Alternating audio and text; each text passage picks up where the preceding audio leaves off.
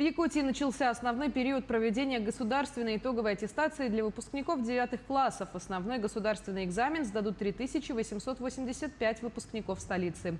Для проведения экзаменов задействовано 33 пункта. Некоторые пункты проведения экзаменов в этом году были закрыты из-за проведения капитального ремонта в школах. Вместо них были открыты новые в техническом лицее имени Алексеевой, гимназии Центр глобального образования, школах номер 19, 29 и 32, а также в Марскинской школе номер 2.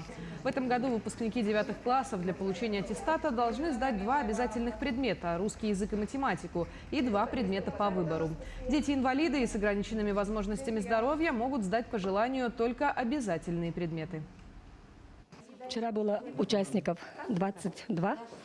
Наша школа и 19-я школа участники были. Сегодня ожидаем 21 участников. Пункт проведения ОГЭ. Мы в этом году работаем 10 дней. Сегодня второй день по экзамену по выбору английский язык. Всего выпускников 9 классов нынче 175 в этом году. А английский язык выбрали 43 участника. Но у нас максимально выбирают предмет обществознания, а на второе место информатика выбирает. И еще 3 предмета английский язык и географию в этом году.